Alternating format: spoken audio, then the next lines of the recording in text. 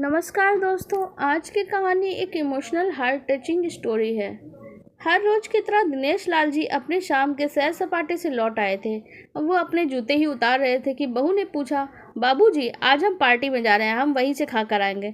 आपके रात के खाने में आप क्या खाएंगे बताइए।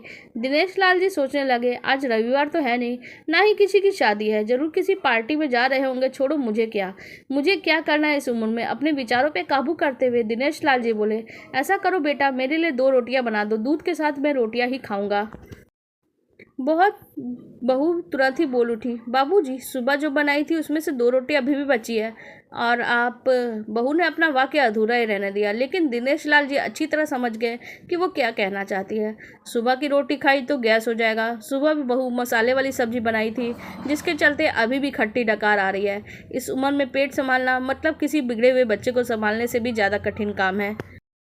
बाबूजी बहू से बोले, नहीं बेटा, इस उम्र में सुबह की रोटी नहीं खा सकता मैं। थोड़ी तकलीफ होगी तुम्हें, लेकिन मेरे लिए 2 ताज़ी रोटी बना दो। बहू को बहुत ज़्यादा गुस्सा आया और गुस्से में बड़बड़ाते हुए बोली, अब 2 रोटियां बनाओ और उसके पीछे 10 काम निपटेगा। आटा गूंथो, रोटी बनाओ, किचन बर्तन साफ करो। इनको क्या, इनको तो बस ऑर्डर देना है। काम तो मुझे करना पड़ता है, बस दिन रात इनकी सेवा करते रहो। बहू के बोल दिनेश जी के कानों में पड़ रहे थे साफ साफ। हे भगवान, सिर्फ 2 रोटियां बनाने में इतनी तकलीफ। मैंने कोई 5 पकवान तो नहीं मांगे थे कि इसको गुस्सा आ गया। लेकिन गुस्सा तो वहाँ किया जाता है जहाँ कोई सुनने वाला हो। उन्होंने अपना गुस्सा निगल लिया तो उन्होंने जल्दी गुस्सा आता था तो जल्दी चला भी जाता था। दिनेश लाल जी को अपनी पत्नी की बहुत याद आई। निर्मला के जीते जी कभी उन्हें ठंडी या बासी रोटी खाने की नौबत नहीं आई थी। उल्टा खाने में 10 और चीज़ें भी मिल जाती थीं।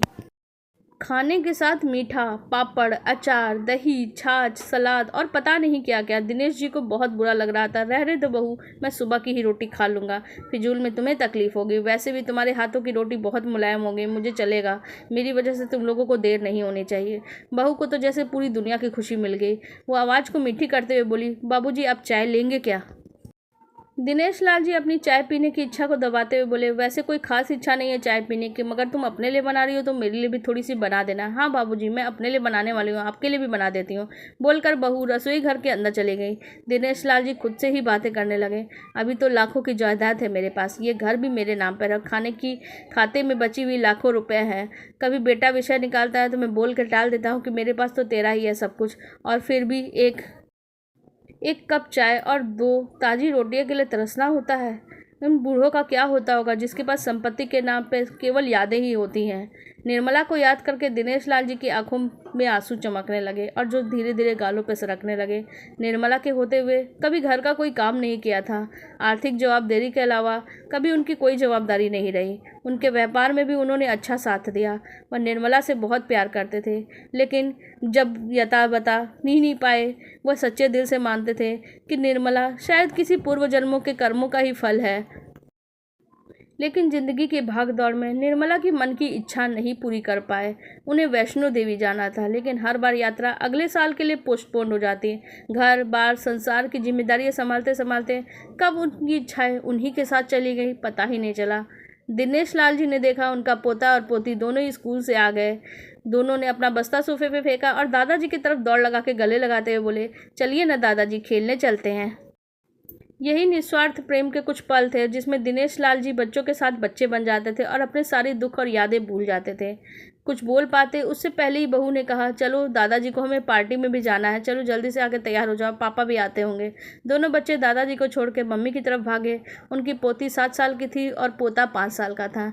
दिनेश लाल जी अपनी सोच में डूबे बालकनी की तरफ गए। बालकनी में धीमी ठंडी हवा उनका स्वागत करती है। बहू उनके लिए चाय बना के ले आई। बालकनी में रखी अपनी कुर्सी में बैठे दिनेश लाल जी घुट घुट कर चाय पी रहे थे। पी क्या रहे थे, निगल रहे थे, क्योंकि चाय के नाम पे कम शक्कर वाला गर्म पानी था, ना इलायची ना अदरक। दिनेश लाल जी मन ही मन सोचने लगे, बहू के जाने के बाद आज खुद अपने हाथों से चाय बनाऊंगा, इलायची अदरक थोड़ी सी ज़्यादा शक्कर डाल के, उसके साथ रोटियां खा लूँगा, रोटियां खाऊंगा। रोटियों को याद करते हुए मुंह फिर से खट्टा हो गया। चाय खत्म होने पे खाली कप लेके किचन में रखने गए तो वहाँ देखा बहू और बच्चों के कप पड़े हुए थे।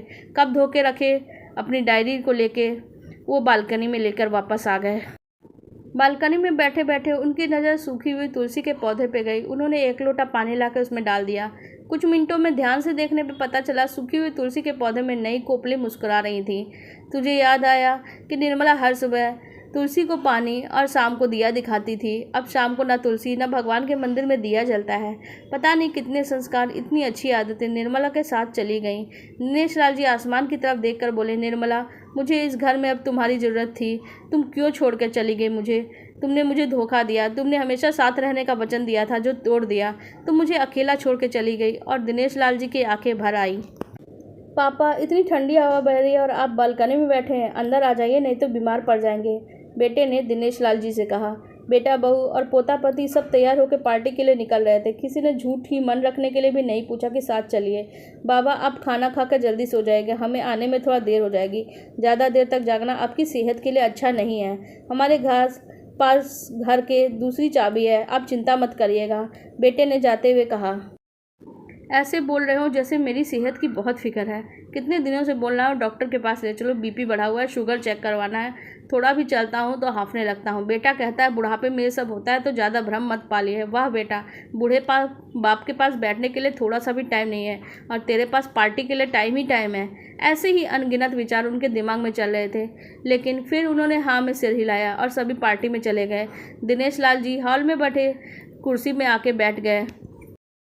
खाना खाने में अभी कोई इच्छा हो नहीं रही थी, इसलिए टीवी चालू कर लिया। आज वैलेंटाइन डे था, प्यार का दिन, इसलिए टीवी पे उसी के बारे में दिखा रहे थे। दिनेश लाल जी की नज़र पास में रखे पत्नी के फ्रेम पर गए, जिसमें लाल कलर की साड़ी उसने पहन रखी थी। प्यार तो उन्होंने भी बहुत किया था निर्मला जी से, पूरी ज़िंदगी किया था, जी जान से किया था, लेकिन कभी बोल ही नहीं पाए। टीवी पे दिखा रहे लोगों ने लाल कपड़े पहने थे, हाथों में फूल गुच्छे लेकर ग्रीटिंग कार्ड्स की खरीदारी कर रहे थे। पता नहीं दिनेश लाल जी मन में क्या आया, उन्होंने पैसों का बंटवारा किया और निकल पड़े। निर्मला जी की याद में चलते चलते हुए आइसक्रीम के पार्लर के पास पहुंचे। उनकी श्वास चढ़ गई थी, सांसों की गति बहुत तेज हो गई थी। आइसक्रीम पार्लर के पास आकर एक कुर्सी पे आकर बैठे, तभी वहां पे एक छोटी बच्ची आई जो गुब्बारे बेच रही थी। बच्ची बोली, दादाजी गुब्बारे लेंगे क्या? इतने ही बचे हैं, बिक जाएंगे तो घर जल्दी चली जाऊंगी। दिनेश लाल जी ने देखा 10-12 रंग बिरंगे गुब्बारे थे। उनको याद आया निर्मला जी को भी गुब्बारे बहुत पसंद थे, लेकिन अब गुब्बारे लेकर क्या करो? उन्हें बच्ची की आंखों में सच्चाई और आशा दिखे। उन्होंने 200 रुपये दिए और सारे के सारे गुब्बारे खरीद लिए। फिर उन्हें याद निर्मला जी की आई, क्योंकि वो घर से निकलते समय हमेशा थोड़ा एक्स्ट्रा पैसा लेकर निकलती थी, किसी ना किसी ज़रूरतमंद की मदद करने के लिए। कभी वो टोकते तो कहते, भगवान ने हमें लेने वालों की नहीं देने वालों की लाइन में खड़ा किया है। थोड़े से रुपयों के बदले लाखों की दुआएं मिलती है, मुझे रोका मत करिए। आंखों में आंसू के साथ दिनेश लाल जी खड़े हुए रास्तों के बीचों बीच आ गए। उन्होंने आसमान की तरफ देखा और अपने हाथों में पकड़े हुए गुब्बारे आसमान की तरफ छोड़ दिए और चिल्ला कर बोले, निर्मला, मैं तुमसे प्यार करता हूँ। उनकी सांसों की गति बढ़ गई, शरीर लड़खड़ाया और जमीन पर धड़ाम से गिर पड़े। आसपास के लोगों को कुछ भी पता चल पाए उससे पहले ही दिनेश लाल जी ने इस मोहमाया की दुनिया को अलविदा कह दिया। उन्हें अपने पत्नी से मिलने की बहुत जल्दी थी।